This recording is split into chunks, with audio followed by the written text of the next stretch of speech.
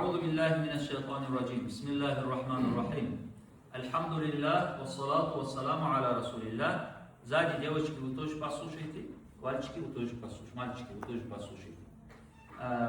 Сегодня мы поговорим, иншаллах, о правах родителей, даже об уважении к родителям, о послушании к родителям. Это очень важно. Это очень важно. Почему? Потому что есть хадис пророка, алейхиссалату вассалам. Это очень важно. Почему? Потому что довольствие Аллаха, довольствие родителей. Хадис пророка, алейхиссалату вассалам. Рида Аллахи фи ридал валидайни. То есть довольствие Аллаха, довольствие родителей. Мы не сможем получить довольствие Аллаха, пока мы не постараемся получить довольствие наших родителей. Поэтому проявлять уважение к родителям это очень важно. Есть очень много хадисов пророка, алейхиссалату вассалам, касаемо проявления уважения к родителям. Пророк, алейхиссалату вассалам, во многих хадисах об этом упоминает, насчет проявления, насчет хукук, насчет ослушания к родителям. Когда пророк, алейхиссалату вассалам, перечисляет тяжкие грехи, большие грехи, пророк, алейхиссалату вассалам, среди этих тяжких грехов перечисляет и укукуль валидайн, то есть ослушание родителя. Ослушание родителя.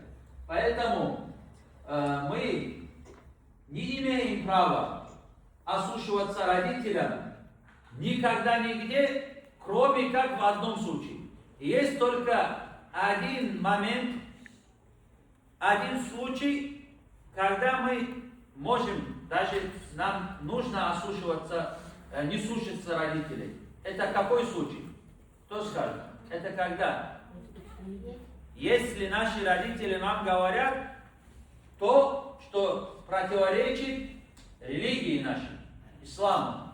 То есть, если родители нас отправляют за спиртным, к примеру, да, или за сигаретом, к примеру, то есть, ля та'ата ли махлукин фи ма'сиятил халик, такое правило есть в шариате.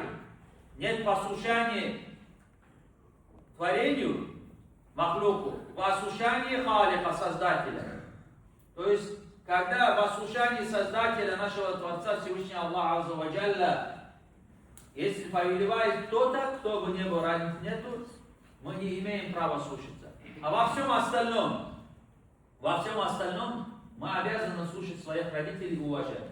И как мы уважаем, вот сейчас, иншаллах, чуть-чуть, мы перечислим некоторые из них. Мы должны слушаться наших родителей, кроме как грехов, мы об этом сказали. Когда наши родители входят, мы что делаем? Мы проявляем уважение, мы встаем, правильно. Не садимся до того, как они сядут. Вместе, к примеру, зашли в комнату, сразу не бежим и садимся. Ждем, пока наши родители сядут, потом мы садимся. Поняли же?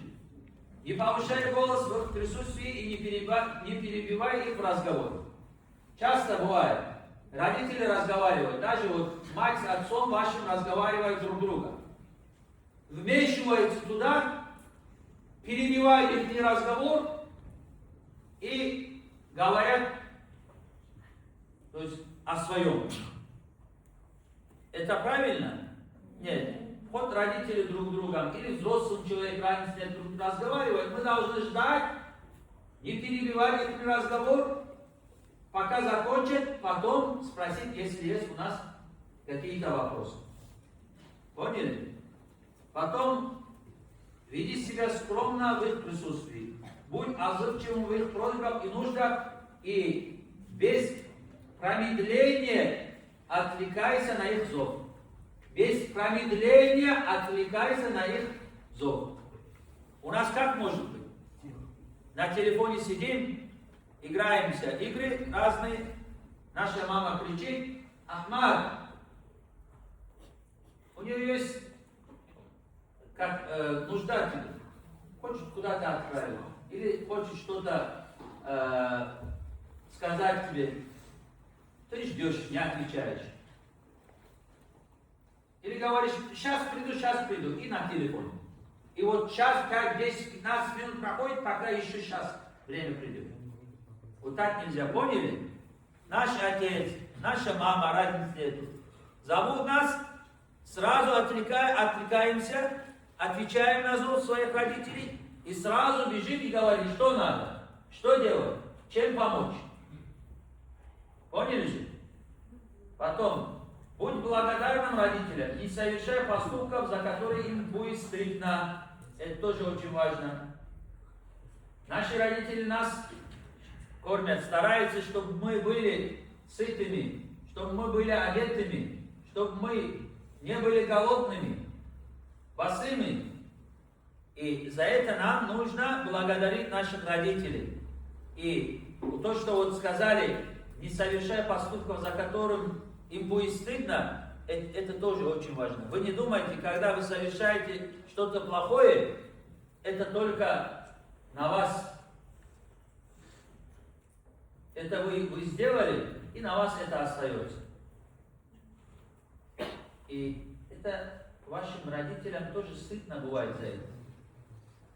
Задумывались вы об этом? Может быть, вы не задумывались об этом. Но знаете, если вы плохое сделаете, и если вот скажут, вот Ахмада сын, вот маленький, да, вот Мухаммад Ахмад, взрослые даже ваше имя не будут знать, сразу будут спрашивать, чей сын? Вот Ахмада сын, или же Марьяма сын, или же дочь, разницы нету. Ваших родителей будут спрашивать, чья дочь, чей сын?